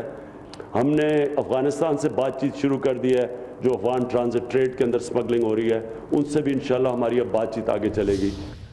اسمگلنگ کے خلاف ایک قومی ایکشن ہوگا۔ اس سلسلے میں اب سے کچھ روز پہلے ایک بڑا اجلاس بھی ہوا تھا جس کی صدارت وزیر اعظم نے کی تھی، جس میں ملٹری لیڈرشپ پوری طرح سے موجود تھی اور اس کے لیے ایک قومی ایکشن پلان جو ہے وہ لانچ ہو چکا ہے۔ آج کی اس اہم تقریب میں جناب عمران خان کا یہ عزم اور ٹیکس چوروں سے نہ ڈرنے کا عزم، ہڑتالوں سے نہ ڈرنے کا عزم، اسمگلنگ ختم کرنے کی بات، FBR کو نیا جنم دینا، ان تمام امور پہ بات کرتے ہیں۔ ہمارے ساتھ موجود ہیں چیئرمین FBR جناب شبر زیدی۔ بہت بہت شکریہ شبر زیدی صاحب۔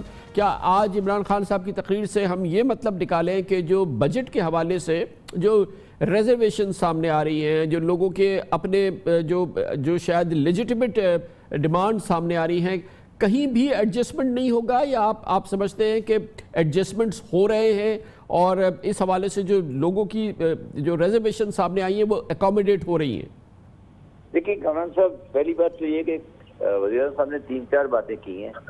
پہلی بات تو یہ ہے کہ ہمیں یہ ایکسیپٹ کرنا چاہیے کہ ہمارے ہاں ٹیکس کا بیس بہت چھوٹا ہے اور بہت کم لوگ ٹیکس کے سسٹم میں شامل ہیں، اور یہ بات اور لوگ جو شامل نہیں ہیں ان کو شامل ہونا پڑے گا، اور سب سے بڑی تعداد جو ہے وہ ریٹیلر ہول سیلرز کی ہے۔ یہ ہمیں ایکسیپٹ کرنا پڑے گا، اور اگر یہ لوگ ایکسیپٹ نہیں کریں گے تو وہ غلط ہے۔ دوسری بات ہمیں یہ ماننا پڑے گا کہ بہت بڑی تعداد میں ہمارے ملک میں ٹیکس کی وین ہو رہی ہے مختلف مینوفیکچرنگ سیکٹر میں، اور ٹیکس کا پوری طرح پے نہیں کیا جا رہا۔ تیسری بات ہمیں یہ ماننی پڑے گی کہ ہمارے پاس جو اسمگلنگ اور افغان ٹرانزٹ ٹریڈ کا ابیوز ہے اس نے ہماری صنعتوں کو تباہ کر دیا ہے اور ہماری ٹیکس کو کم کر دیا ہے۔ یہ 3 حقیقتیں ہیں۔ اب جو آپ کا سوال ہے وہ یہ ہے کہ کوئی ریزرویشن ہے بجٹ کے اوپر، میں اس کو ریزرویشن نہیں کہتا، میں اس کو یہ کہتا ہوں کہ یہ ایک جو تبدیلی کی حکومت آئی ہے اس تبدیلی کی حکومت کو غیر تبدیلی میں تبدیل کرنے کی کوشش کی جا رہی ہے۔ یہ عمران خان صاحب اور میں ہم لوگ مل کے ایک تبدیل کا نظام لانا چاہتے ہیں اس ملک میں ٹیکس کے سلسلے میں، اور جو ایک خاص مخصوص طبقہ جو ٹیکس نہیں دیتا رہا ہے وہ اس تبدیلی کے خلاف ریزسٹنس کر رہا ہے۔ یہ آپ کہہ رہے ہیں کہ ریزرویشن ہے، ریزرویشن کی بات سے میں ایگری نہیں کرتا۔ ہاں اگر کوئی کمی بیشی ہے، کہیں کوئی اگر اناملی آ گئی ہے اس کو ہم صحیح کرنے کو تیار ہیں، مگر بنیادی اصولوں پر ہمارا کوئی سمجھوتا یا ہماری کوئی اچھا ایک بات اور بتا دوں، میں کسی نے آ کے ہم سے CNIC کی شکایت نہیں کی ہے۔ تمام لوگ CNIC کی وہ ایگزیکٹلی ایگری کر رہے ہیں، صرف سوال یہ ہے کہ وہ چند مفاد لوگ جو ہیں وہ اس کو استعمال کرتے ہوئے اس کے پیچھے چھپتے ہوئے لوگوں کو برگلا رہے ہیں، اور اس سلسلے میں ہم اپنی پوزیشن کو مزید واضح کریں گے اور کلیئر کریں گے، اور جو لوگوں کے جائز مطالبات ہوں گے ان کو پورا کریں گے۔ شعور بھائی یہ بتائیے گا کہ یہ آپ نے ظاہر ہے کہ گراؤنڈ سے بھی بات سنی ہے، ریاست کے بھی اہم ترین لوگوں نے شاید آپ سے اس سلسلے میں بات کی ہوگی کہ یہ جو دکاندار، جو چھوٹے دکاندار جو یہ کہتے ہیں کہ ہم ٹیکس دینے سے بالکل ہمیں کوئی اعتراض نہیں ہے، ہمیں کوئی فکسڈ کر دیں، کوئی ہمارا بڑا کوئی سمپل سسٹم بنا دیں اور ہم ہر صورت میں اکوموڈیٹ کرنے کے لیے تیار ہیں، لیکن آج پرائم منسٹر نے کہا کہ وہ جیسے کہ انہوں نے اس تجویز کو رد کر دیا۔ اس حوالے سے بتائیے گا نا، یہ ایک بڑی پاپولر بات ہے۔ دیکھیں میری بات سنیں، عمران خان صاحب نے کبھی یہ رد نہیں کیا کہ ہم فکسڈ انتظام کو نہیں لائیں گے۔ خان صاحب نے ہمیشہ کہا کہ ہم چھوٹے تاجروں کے لیے فکسڈ نظام لائیں گے۔ میں بھی یہ بات 3-4 مرتبہ کہہ چکا ہوں، اور یہ بات بالکل پوری طرح واضح ہے کہ فکس ٹیکس کا نظام چھوٹے تاجروں کے لیے لائیں گے. ہم تاجروں کی مختلف کیٹیگری بنانے کو تیار ہیں, اور میں نے یہ بھی بات تاجروں کے انجمن کو کہی تھی کہ وہ نظام وہ خود بنا کے دیتے ہمیں کہ چھوٹے تاجر کا مطلب کیا ہے. میں نہیں سمجھتا کہ ایک چھوٹی دکان جو پرچون کی دکان ہے وہ اکاؤنٹنگ سسٹم رکھ سکتی ہے. اس کو ہم فکس ٹیکس لے آئیں گے, وہ فکس ٹیکس نیشنل بینک میں پے کر دے, FBR کا آدمی نہیں آئے گا, اس کے لیے ہم تیار ہیں. مگر میں جو آپ کو کامران صاحب بات سمجھانے کی کوشش کر رہا ہوں, اس چھوٹے دکاندار جو بیچارے شریف لوگ ہیں جو ٹیکس دینا چاہتے ہیں, ان کو استعمال کیا جا رہا ہے ان بڑے آڑتیوں اور ان بڑے ٹیکس کے نہیں دینے والوں کی طرف سے جو کہ پاکستان کے نظام میں آنا نہیں چاہتے. آپ یہ فرمائیے گا کہ اب جو اس وقت معیشت کی صورتحال ہے, آپ دیکھ رہے ہیں کہ کل پھر ایک انٹرسٹ ریٹ پہ اضافہ ہوا ہے اور پوری کیفیت کے اندر جو ہے یہ کاروبار کا پھیلاؤ یا ایکسپینشن یا گروتھ وہ بری طرح سے متاثر ہو گئی ہے, کنٹریکشن کی بات ہو رہی ہے. اس پورے ماحول کے اندر آپ کتنے فکر مند ہیں؟ آج پھر پرائم منسٹر نے اس عزم کا اظہار کیا کہ ہم 5,500 ارب روپے جمع کریں گے, جو ہر لحاظ سے ایک معجزہ ہوگا. مگر آپ اس پورے ماحول میں کیا اب بھی یقین ہے آپ کو کہ یہ آپ میں تھوڑی سی بات کو واضح کر دوں پلیز. دیکھیں, بات یہ ہے کہ اگر ہم نے امپورٹ کو سبسٹیٹیوٹ کیا, امپورٹ کو کم کیا اور صنعتوں کو آگے چلایا, اور ہم نے جو امپورٹڈ مٹیریل کی اویلیبلٹی پہ اس کی اسمگلنگ پر, اس کی اویلیبلٹی پر, اس کے انڈر انوائسنگ پہ چیک کیا, اس کا فائدہ کس کو ہوگا؟ اس کا فائدہ ہوگا لوکل صنعتوں کو. جب لوکل صنعت بڑھے گی تو ہمارا ٹیکس خود بخود بڑھے گا. دیکھیے, ہم ٹیکس کے نظام کو اکنامکس کے ساتھ ریلیٹ کرنے کی کوشش کر رہے ہیں.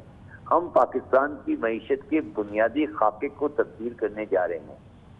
اب پرابلم یہ آ رہی ہے کہ اس بنیادی خاکے کی تبدیلی کو, جس کو آپ کہہ رہے ہیں کہ کوئی رکاوٹ آ رہی ہے, رکاوٹ نہیں آ رہی ہے.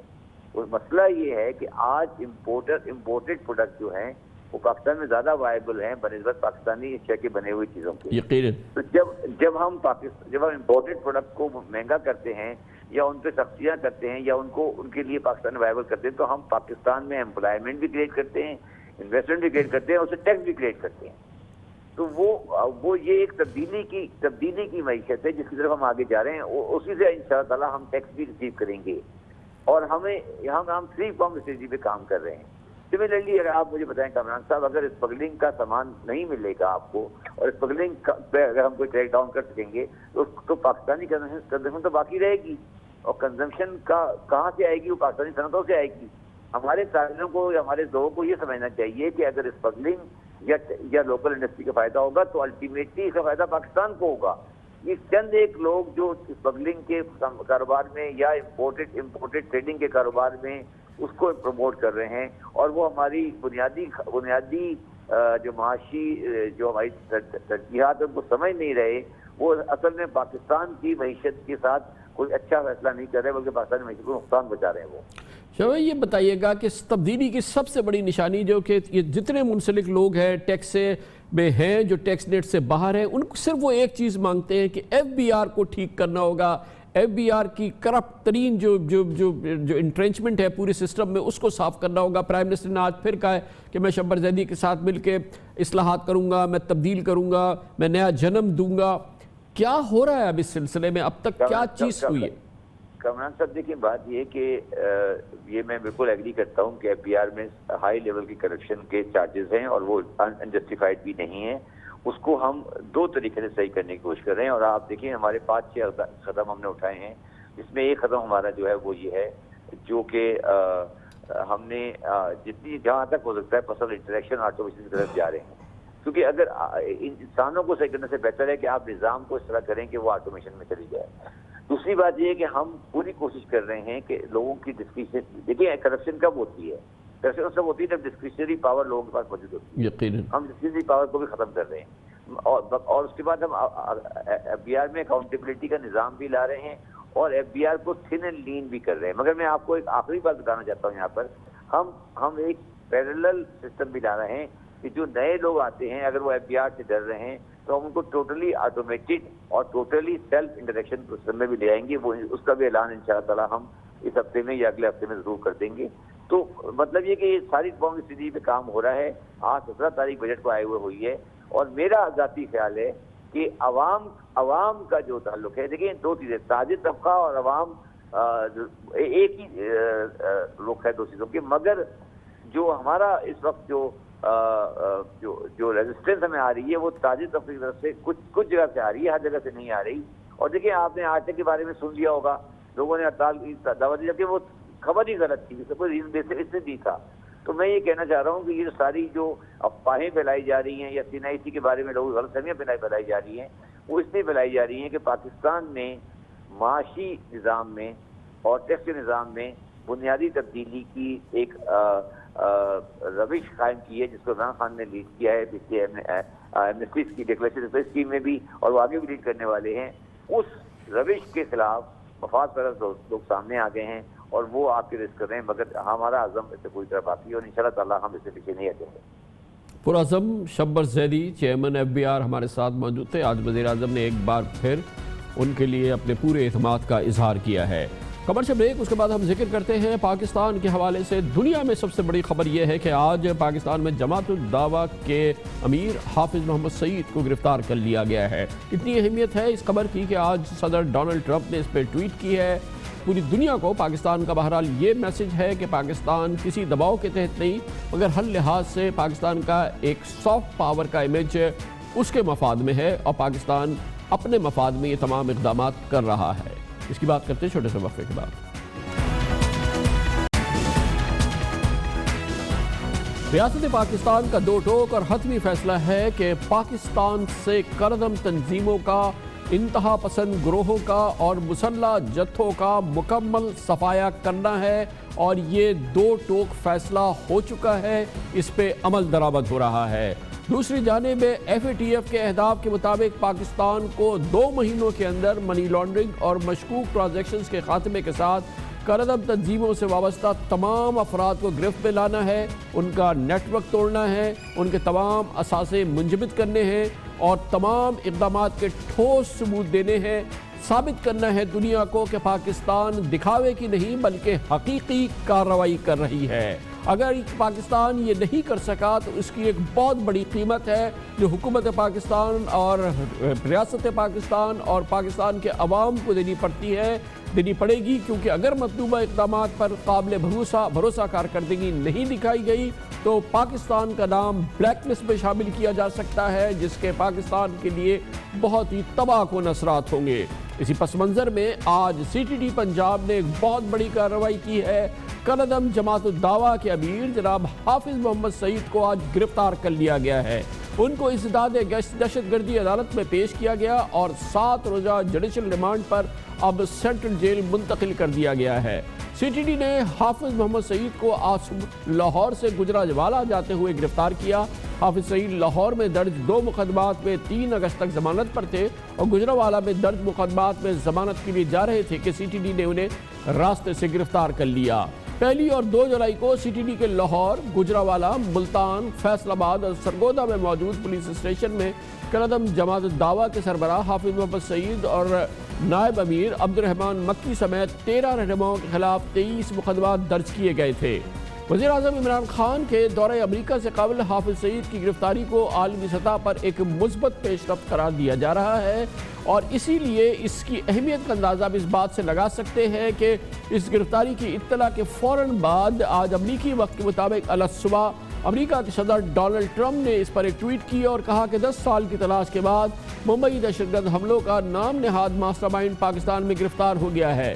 اس کی گرفتاری کے لیے 2 سال سے بڑا دباؤ تھا. ہر لحاظ سے دنیا بھر میں پاکستان کے اس قدم کو ایک ٹھوس کارروائی قرار دیا جا رہا ہے اور اس جانب ایک بہت ٹھوس قدم قرار دیا جا رہا ہے کہ پاکستان کا FATF سے چھٹکارا ہو، پاکستان پر جو انتہا پسندی کا اور مسلح جتھوں کی سرپرستی کرنے کا جو الزام ہے وہ دھویا جائے، وہ صاف کیا جائے اور پاکستان معاشی طور پہ مستحکم ہو کر آگے بڑھنے کے قابل ہو. خبریں ہیں کہ محکمہ داخلہ پنجاب حافظ سعید کے علاوہ کالعدم تنظیموں سے وابستہ دیگر 20 اہم افراد کی گرفتاری بھی منظوری دے چکی ہے. 4 ماہ قبل پنجاب سے کالعدم جیش محمد کے سربراہ مولانا مسعود اظہر کے بھائی مفتی عبدالرؤوف اور بیٹے حماد اظہر سمیت کالعدم تنظیموں کے 44 اراکین کو بھی حراست میں لے لیا گیا تھا. पाकिस्तान के अवाम अच्छी तरह से जानते हैं कि इस किस्म के एक्शन के लिए एक नेशनल एक्शन प्लान पहले ही तरतीब दिया जा चुका है, जिसके तहत कलअदम तंजीमों के खिलाफ भरपूर क्रैकडाउन का आगाज़ इस साल के इब्तिदा से हुआ था। वज़ीर-ए-आज़म इमरान खान की सरबराही और army chief general क़ामर Javed Bajwa की मौजूदगी में कौमी सलामती कमेटी के 21 फरवरी को होने वाले इजलास में कलअदम तंजीमों के खिलाफ कार्रवाई तेज़ करने और नेशनल एक्शन प्लान के 20 नुकात पर हकीकी मायनों पर अमल दरामद करने का फैसला किया गया था। ये भी बहुत अहम नुकता है कि नेशनल एक्शन प्लान नुकता नंबर 3 मुतालबा करता है कि मुल्क में किसी मुसल्लह तंजीम या लश्कर की इजाज़त नहीं दी जाएगी। नुकता नंबर 6 के मुताबिक दहशतगर्दों और दहशतगर्द तंजीमों की फंडिंग पर बंदिश होगी, जबकि नुकता नंबर 7 के तहत मुल्क में कलअदम तंजीमों को नए नाम से आने का मौका नहीं दिया जाएगा। नेशनल एक्शन प्लान के तहत महकमा औकाफ इस्लामाबाद के अलावा रावलपिंडी, सियालकोट, डस्का समेत पंजाब के दूसरे अजला में कलअदम तंजीमों के ज़ेर इंतज़ाम सैकड़ों मसाजिद और मदारिस का इंतज़ाम संभाल चुका है। कलअदम जमात-उद-दावा और कलअदम फलाही इंसानियत के ज़ेर इंतज़ाम हॉस्पिटल्स, डिस्पेंसरीज और फलाही मरकज़ को भी सील कर दिया गया है। ये बात यकीनन अहमियत की हामिल है कि कलअदम जमात-उद-दावा उससे मुंसलिक तंजीमें एक बड़े पैमाने पर रिफाई काम पाकिस्तान में करती हैं और उसकी खिदमात अनमोल हैं। ये रिफाई काम यकीनन जारी रहेंगे, लेकिन इस पर अब महकमा औकाफ मुतल्लिका महकमा औकाफ का कंट्रोल होगा। कलअदम तंजीमों से अब इनकी बराह रास्त वाबस्तगी को ख़त्म किया जा रहा है। आज की बहुत बड़ी कार्रवाई है और इसकी बहुत बड़ी अलामती अहमियत है। इस पर बात करते हैं, हमारे साथ मौजूद हैं जनाब आमिर राना, बहुत इम्पोर्टेंट एक्सपर्ट है हमारे यहाँ टेरर और सिक्योरिटी अफेयर्स के हवाले से, टेररिज्म और सिक्योरिटी अफेयर्स के हवाले से, और तज्ज़ियाकार भी हैं, कॉलमनिस्ट भी हैं। बहुत बहुत शुक्रिया आमिर राना साहब। आप फरमाइएगा, अहमियत इसकी बताइए। हाफिज़ मोहम्मद सईद साहब की गिरफ़्तारी हो जाना, बताइए। वैसे तो सामने आ रहा है कि इस पर प्रेसिडेंट ट्रंप ने भी ट्वीट किए, आप बताएं वैसे इसकी क्या अहमियत है?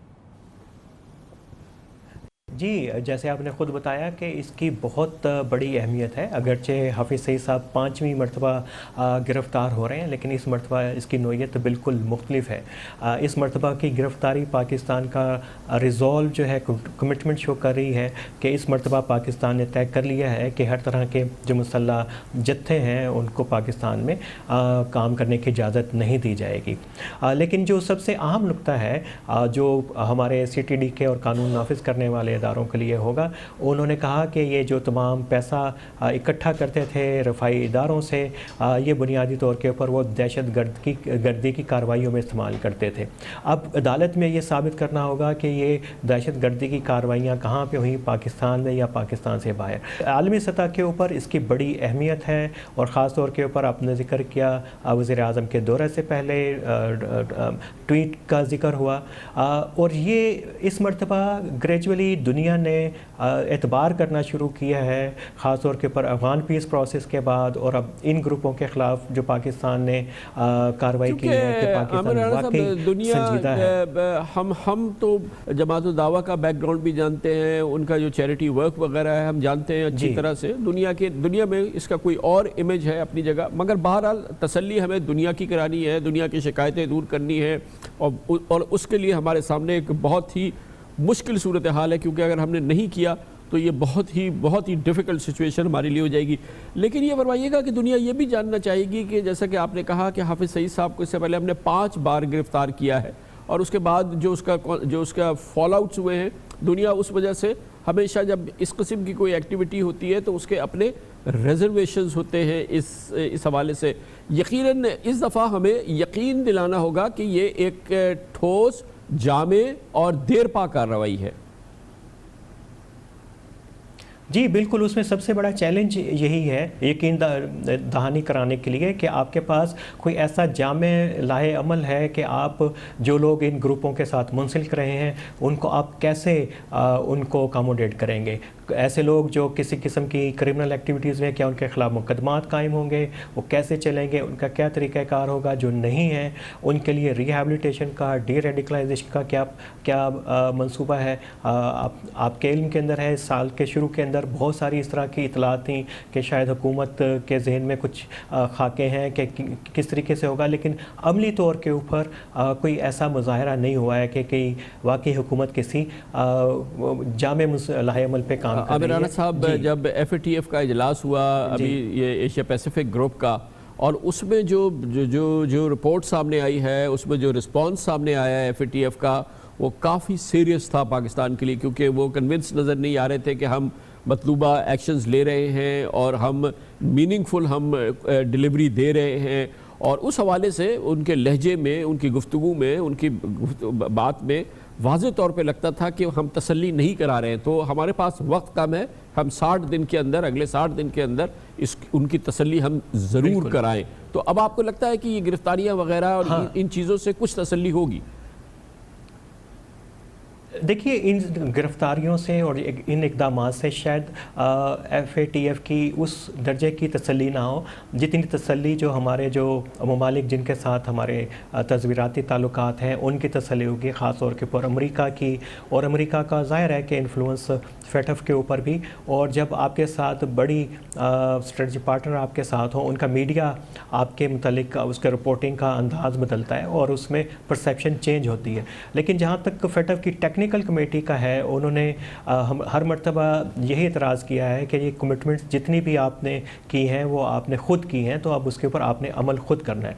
उसमें से मसला हमारे यहाँ वही है जिसकी तरफ मैंने शुरू में इशारा किया कि ये हमारे लॉ इन्फोर्समेंट के जो इदारे हैं, बाकी इदारे हैं, इनकी कैपेसिटी के सीरियस इश्यूज़ हैं। ये उस तरीके से चीज़ों को शायद परसू नहीं कर पाते। अब FATF को बताने की ज़रूरत है कि पाकिस्तान जैसे जो ममालिक हैं उनके जो कैपेसिटी के इश्यूज़ हैं, इदाराती मसाइल हैं, वो बिल्कुल मुख्तलिफ नौइयत के हैं। बहुत बहुत शुक्रिया। आमिर राना हमारे साथ मौजूद थे। कमर्शियल ब्रेक, उसके बाद जिक्र करते हैं पाकिस्तान और भारत के दरमियान ताल्लुकात के हवाले से बहुत बड़ी अहमियत है, वो है करतारपुर कॉरिडोर, जो कि नवंबर में खुलने जा रहा है। दोनों मुल्क इस सिलसिले में फुल एक्शन में है, काम हो रहा है ज़बरदस्त तरीके से। पाकिस्तान का फ़ैसला है कि सिख बरादरी, चाहे वो भारत से आएगी या भारत के बाहर से आएगी, लाखों की तादाद में सिख पाकिस्तान पहुँचेंगे, उनको वीज़ा फ्री एंट्री देने का भी फ़ैसला हो रहा है। बहुत बड़ी ये डेवलपमेंट है इस पूरे खत्ते के लिहाज से। इसकी बात करते हैं छोटे से वक्फे के बाद।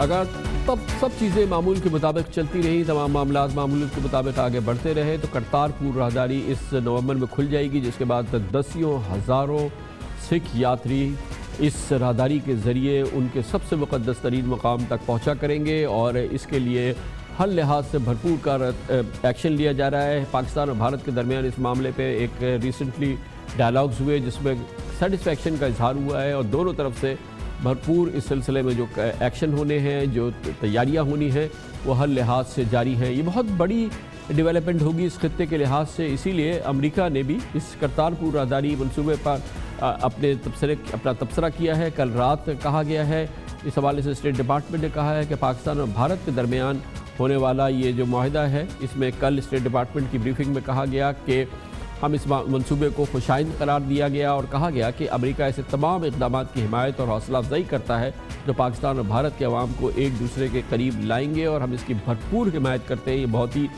पॉजिटिव डेवलपमेंट है। करतारपुर के लिए दुनिया भर से सिखों की निगाहें इस राहदारी के ज़रिए इस मकाम पे पहुंचने के लिए लगी हैं, क्योंकि सिख कहते हैं कि उनके लिए ये मुक़द्दस तरीन जगह है, जो कि जिसके लिए वो हर रोज़ दुआ करते हैं कि किसी सूरत से वो यहाँ पहुँचे और अपना वक्त सर्फ करें।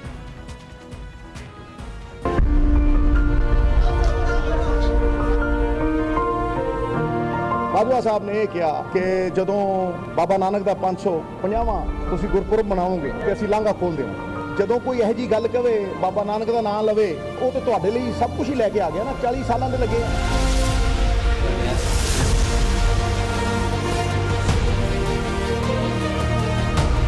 बाबा गुरु नानक की 550वीं सालगिरह होगी। अगले साल जब आप आएंगे तो आपको खुशी होगी देख के कि इंशाल्लाह हर किस्म की फैसिलिटी हम आपको प्रोवाइड करेंगे। वचन निभाए वजीर आजम साहब, तुसीं भी, तुहाडे जरनैलां ने भी, सब ने, करनैलां ने भी, मैं तुहानूं बधाई देना। इस अहम इवेंट और इस ओपनिंग के हवाले से जो पाकिस्तान में तैयारियां हो रही हैं, वो जो कमेटी बनी है और इस पूरे मामले को जो देख रहे हैं, उनमें شامل ہیں گورنر پنجاب جناب چودھری محمد سرور، جو کہ اس حوالے سے جو ریلیجس ٹورزم کی کمیٹی بنی ہے اس کے چیئرمین بھی ہیں گورنر پنجاب جناب چودھری محمد سرور ہمارے ساتھ لاہور سے موجود ہے۔ بہت بہت شکریہ گورنر صاحب۔ یہ فرمائیے گا کہ کرنٹ سٹیٹس کیا ہے اس کوریڈور کے حوالے سے جو انشاءاللہ نومبر میں کھلنے جا رہی ہے، اس وقت کیا آپ دیکھ کر آئے، کیا کرنٹ سٹیٹس ہے اس کا؟ جی، کل میں کرتارپور کا میں نے دورہ کیا تھا اور وہاں پر انتظامات دیکھے ہیں، اور بڑی خوشی کی بات ہے کہ 80% انتظامات جو ہیں مکمل ہو گئے ہیں، اور ہمارا ٹارگٹ ہے کہ سارے جو انتظامات ہیں انشاءاللہ 30 سپٹمبر تک ہم مکمل کر لیں گے۔ جب گورنر صاحب آپ کہہ رہے ہیں کہ انتظامات مکمل ہو رہے ہیں اور 30 ستمبر تک انشاءاللہ مکمل ہو جائیں گے، تو وہ کیا انتظامات ہیں؟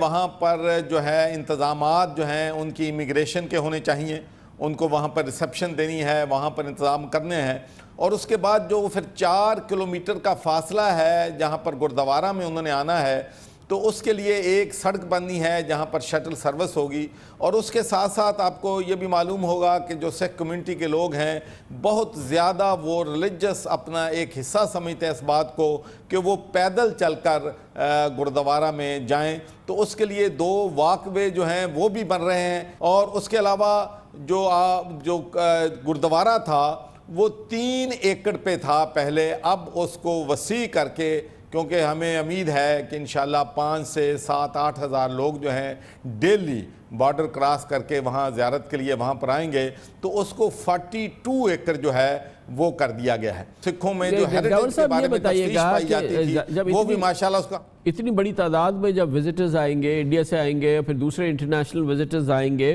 تو کیا ہم اس وقت یہ ارینجمنٹ ہے کہ وہ آئیں اور فوراً چلے جائیں؟ ان کے ٹھہرنے کا، ان کے لیے خرید فروخت کا، ان کی ایکٹیویٹی کا، تو اس کے لیے تو ایک وہ ماحول جو ہے وہ کب بنے گا؟ کامران، پہلا جو ہے سٹیپ میں وہ تو گورنمنٹ انڈیا کے ساتھ ہمارا یہ معاہدہ ہوا ہے کہ 5 سے 10 ہزار کے درمیان یاتری جو ہیں ڈیلی وہاں سے آئیں گے، اور 2 بجے کے بعد جو انٹری ہے ہماری بند ہو جائے گی، اور اس کے بعد پھر شام تک وہ سارے یاتری جو ہیں وہ واپس چلے جائیں گے۔ تو ان کے لیے جو بھی ہم ارینجمنٹ کر رہے ہیں وہ اس طریقے سے کر رہے ہیں کہ جو وہاں پر ڈیلی ہوگی، اور اس کے علاوہ بعد میں ہم اس کو دیکھیں گے کہ کس طریقے سے وہاں پر اگر کوئی شاپنگ سینٹر بنانا ہے، ہوٹل بنانا ہے، تو ایک تو وہ یاتری ہیں جو ڈیلی بیسز پہ انڈیا سے آئیں گے اور شام کو چلے جائیں گے، اور دوسرے وہ ہم ٹارگٹ کر رہے ہیں یاتری جو یہاں پر بابا گرو نانک جی کی 550ویں سالگرہ جو ہے، جو جنم دن ہے، وہ بہت امپورٹنٹ ہے، اور سکھوں میں بہت جذبہ اور جوش و خروش ہے کہ وہ یہاں پر آنا چاہتے ہیں۔ تو اس کے لیے ہم خصوصی انتظامات جو ہیں ننکانہ صاحب میں اور کرتارپور میں کر رہے ہیں، جیسے کہ ننکانہ صاحب میں ہم ٹینٹ سٹی بنا رہے ہیں۔ ہمیں 4 ہفتے پہلے پتہ چل جائے گا کہ کتنے نمبر آف یاتری جو ہیں وہ ننکانہ میں اور کرتارپور میں اور پنجا صاحب میں آئیں گے، اور اسی حساب سے ہم جو ہے ان کی ارینجمنٹ کریں گے۔ یہ جو سکھ یاتری آئیں گے پاکستان، ان کو ویزا فری انٹری دے گا جو انڈیا سے آئیں گے یا دوسری جگہوں سے آئیں گے؟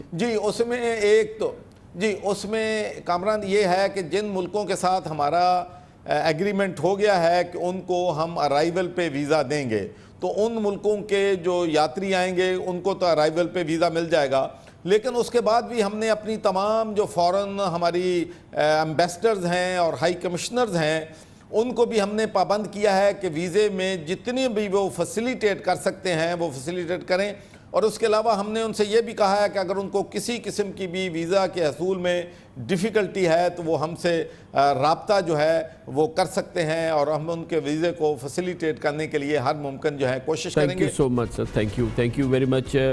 گورنر پنجاب جناب محمد سرور ہمارے ساتھ موجود تھے۔ اس کے ساتھ ہی ہمارے آج کے پروگرام کا اختتام ہوتا ہے۔ کل آپ سے پھر ملاقات ہوگی انشاءاللہ۔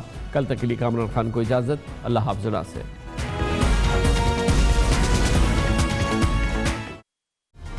Hi, it's Sayyeda Shanaz here. Thank you for watching Dunya News. For more videos and updates, don't forget to click the subscribe button. Keep watching Dunya News.